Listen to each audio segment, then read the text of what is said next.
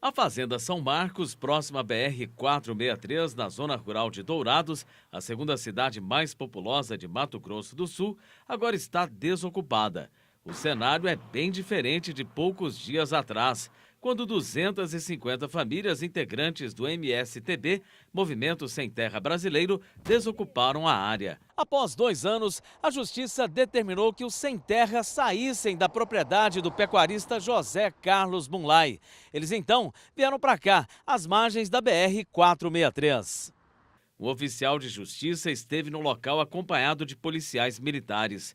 Os membros do MSTB decidiram cumprir o prazo estabelecido e sair pacificamente.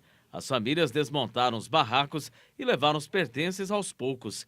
A desocupação da Fazenda São Marcos começou na madrugada do último dia 14 e continuou pela manhã. Embora tenham saído da propriedade, os sem terra permanecem em frente à área antes ocupada, nessa faixa de domínio da União, às margens da BR-463. Na propriedade, eles deixaram plantações de feijão, milho e outras plantas que cultivaram durante os 2 anos em que ocuparam a área. 400 famílias que são integrantes do movimento reivindicam que a propriedade seja destinada à reforma agrária.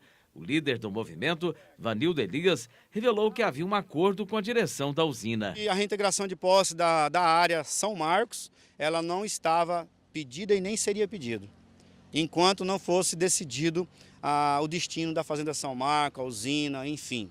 Ele quebrou esse acordo. Tanto que na proposta que eu fiz para ele, que ele determinasse ali em torno de 50 hectares para que nossas famílias fossem plantando, colhendo e vivendo, até que fosse dado um destino à Fazenda São Marcos. Que lá no final, que ela não viesse para a reforma agrária, mas que as pessoas ficou ali por um tempo aguardando e que colheu daquelas 50 hectares. Ele ia analisar a questão das 50 hectares. Mentira. Ele já estava com o pedido de reintegração de posse pronta e nós desocupamos a usina em um acordo covarde. Os integrantes do MSTB já fizeram 3 protestos neste mês.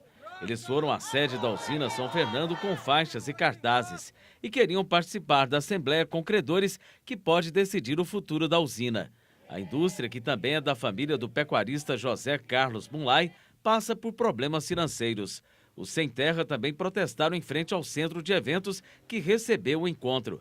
O líder do movimento informou ainda que, apesar da saída pacífica da Fazenda São Marcos, o MSTB programa novas mobilizações. Acreditamos que foi uma injustiça por conta do juiz de Dourados, porque o juiz que dá uma reintegração de posse favorável a um cidadão igual o Fernando Bunlai e o senhor José Carlos Bunlai, que deu um golpe nesse país, que golpeou os bancos, que está preso pela Lava Jato, isso é uma tremenda de uma falta de amor ao próximo. Tá? Esse é o nosso repúdio. Desocupamos sem força policial.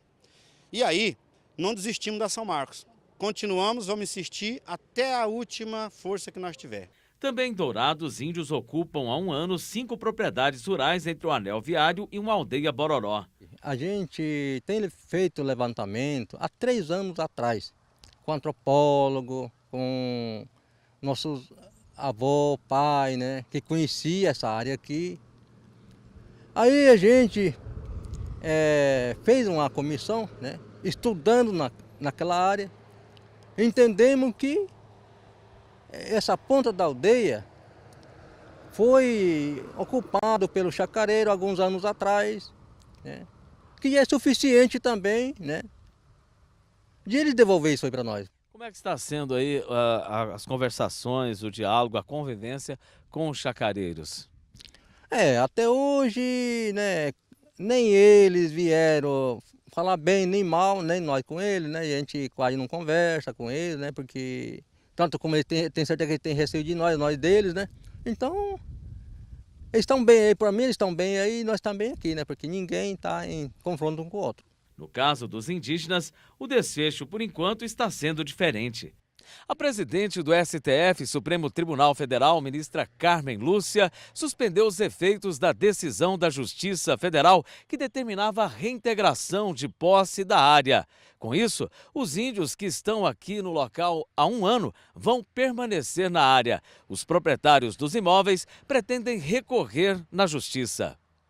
A situação deles é complicada, é diferente de qualquer outra reintegração que você encontra no estado de Mato Grosso do Sul, onde são grandes propriedades que têm parte de sua propriedade invadida. No caso deles, são propriedades de 15 a 30 hectares. Quando ocorreu a invasão, essas pessoas elas perderam suas residências e, mais do que isso, perderam até a forma de trabalho. Não tem como se sustentar. A situação deles é grave nesse ponto. Nós conseguimos, 30 dias após a ocupação, com uma liminar pedindo a reintegração. Infelizmente, ela não foi cumprida até hoje. A FUNAI e o Ministério Público entraram com recursos. A ministra, agora, nessa semana, ela conseguiu reverter a decisão. Estamos preparando o recurso para isso, para informar ela que aquilo que ela se embasou pela decisão não é bem como a FUNAI informou. Questionado se houver uma decisão judicial desfavorável aos índios, o líder da ocupação garante que vai haver resistência. É meio difícil, é meio difícil. O que desde o início, o que a gente bateu na tecla, que daqui nós não sai. Inclusive, né, alguns companheiros decidiram afastar, mas teve um número aí que não... Eu mesmo falo que se afastarem, eu não tenho para onde ir. Eu não tenho para onde ir. Na aldeia atual, que é o Bororó e Jogapiru, não tem como eu voltar lá, né? Eu saí, eu deixei para os meus filhos porque não tem mais aonde meu guri ir. Então deixei para ele, para mim tomar uma decisão. Então daqui a gente não sai. O advogado João Weimer Filho já defendeu vários produtores que tiveram áreas produtivas ocupadas. Ele explica o que é preciso fazer nesses casos. A primeira coisa é comunicar à autoridade competente. Ele tem que fazer um boletim de ocorrência informando que a sua área foi invadida, determinando assim data e hora do ocorrido. Ao mesmo tempo, é muito importante que ele se prepare, que ele se municie de documentos que comprovem a posse. Ele tem que fornecer ao seu advogado, que vai entrar com a ação competente, que é a ação de reintegração de posse, ele tem que fornecer documentos desde a propriedade, da época, do ano que ele tem, do seu histórico da propriedade, quanto ao que ele produz, quando ele produz, tudo isso para convencer o juiz para uma liminar o mais rápido possível. Ainda segundo o advogado, a insegurança jurídica causada pelos conflitos agrários do Estado, especialmente envolvendo indígenas, tem gerado incertezas e inibido os investidores. A partir do momento que você gera uma insegurança se as propriedades do nosso Estado têm ou não interesse indígena, porque afinal de contas a demarcação ainda não aconteceu de maneira efetiva, apesar de todo o empenho do Ministério Público e de outras autoridades para fazer com que a FUNAI realize a demarcação, quando tem essa insegurança, você impede que negócios sejam fechados.